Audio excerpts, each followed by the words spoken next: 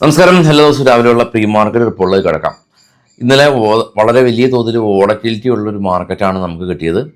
നിഫ്റ്റിയിൽ നിന്ന് 24,000 മുകളിലാണ് നിൽക്കുന്നതെങ്കിൽ കൂടിയും ഹയർ ലെവലിൽ പ്രോഫിറ്റ് ബുക്കിംഗ് ഇന്നലെ നമ്മൾ വിസിബിളായിട്ട് കണ്ടു.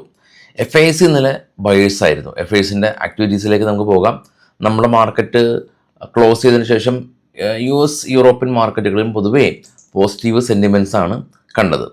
കാണാം, ഏറ്റവും താഴെ US വിക്സ് 5% ക്രാഷ് ചെയ്തു. നാസ്ഡാക്കും ഡോയും പോസിറ്റീവായിരുന്നു.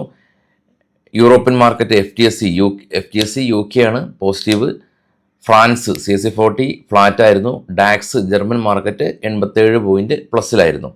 ഇപ്പോൾ ട്രേഡ് ചെയ്യുന്ന ഏഷ്യൻ മാർക്കറ്റുകളിൽ എന്നാൽ അത്ര ഗംഭീര പെർഫോമൻസ് ഇല്ല, എല്ലാം ഒരു നെഗറ്റീവാണ്. നിക്കി ജപ്പാൻ മാർക്കറ്റിലെല്ലാം തന്നെ 480 പോയിൻറ്റിൻ്റെ ഇടിവുണ്ട്. നാസ്ഡാക്ക് ഫ്യൂച്ചറും ഡോ ഫ്യൂച്ചറും ഇപ്പോൾ ട്രേഡ് ചെയ്യുന്നത് ഫ്ലാറ്റാണ്. നിഫ്റ്റി ഇൻഡിക്കേറ്റ് ചെയ്യുന്നത് 24,168 എന്ന നിലയിലാണ്, ചെറിയ slightly negative.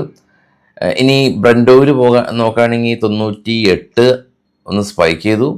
Bitcoin 74,000, silver 78, gold 47,080 എന്ന നിലയിലാണ്. US മാർക്കറ്റിൽ ലിസ്റ്റ് ചെയ്ത ഇന്ത്യൻ കമ്പനികളാവട്ടിൽ വിപ്രോ അവിടെ ഒരു 4.85% ഇടിവ് രേഖപ്പെടുത്തിയിട്ടുണ്ട്. ശ്രദ്ധിക്കുക. ഇതാണ് നമ്മളുടെ FIസിൻ്റെ ആക്ടിവിറ്റീസ്. FIs ഇന്നലെ 382 കോടി രൂപ ബൈ ചെയ്തു. അതിന് മുമ്പത്തെ ദിവസം 666 കോടി രൂപ ബൈ ചെയ്തു. ഏപ്രിൽ 10-ാം തീയതി 672 കോടി രൂപ ബൈ ചെയ്തു. ചെറിയ തോതിലാണ് ബൈയിങ് ഉള്ളൂ. മന്ത്ലി അടിസ്ഥാനത്തിൽ 39,907 കോടി രൂപയുടെ സെല്ലിംഗ് ഉണ്ട്. എങ്കിലും FIs കണ്ടിന്യൂസ് ആയിട്ട് അടുപ്പിച്ച് ബൈ ചെയ്യുന്ന 2 ദിവസം അടുത്തെങ്ങും വന്നിട്ടില്ല എന്നുള്ള ഒരു പ്രത്യേകതയുണ്ട്. വീണ്ടും റിപ്പീറ്റ് ചെയ്യാം, കൺസിസ്റ്റൻ്റ് ആയിട്ട് അവർ ബൈ 2 ദിവസം അടുപ്പിച്ച് ചെയ്യുന്ന ഒരു സിനാരിയോ അത് നമ്മൾ കണ്ടിട്ട് കുറേ നാളായി.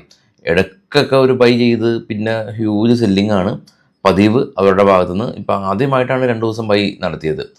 ഇനി നമുക്ക്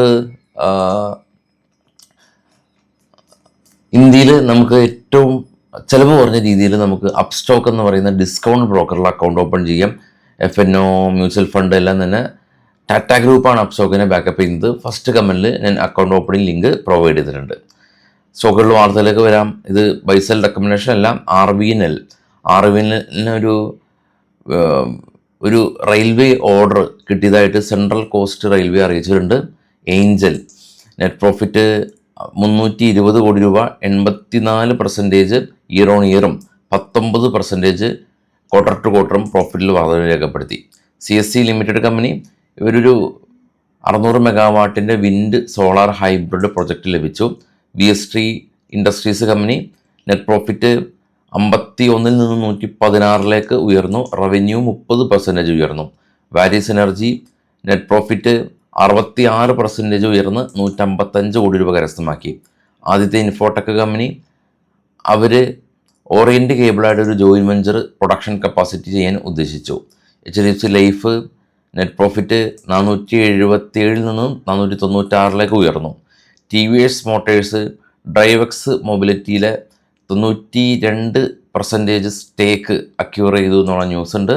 ഓപ്പൺ ഇൻട്രസ്റ്റുകൾ കാണുമ്പോൾ ചെറിയ തോതിൽ നെഗറ്റീവ് ഉണ്ടായിരുന്നു. ഇന്നലെ പുട്ട് കോൾ റേഷ്യോ 0.84 ആണ്.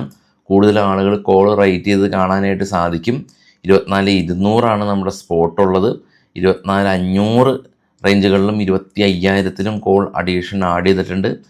23,500 മേജർ സപ്പോർട്ടായിട്ട് നിൽക്കുന്നത്. 23,000 അതിന് ശേഷമുള്ള മേജർ സപ്പോർട്ടായിട്ട് ആക്ട് ചെയ്യുന്നു. അപ്പോൾ കോഷ്യസായിട്ട് തന്നെ ട്രേഡ് ചെയ്യാൻ ശ്രമിക്കുക. വൈകിട്ട് കാണാം. Thank you.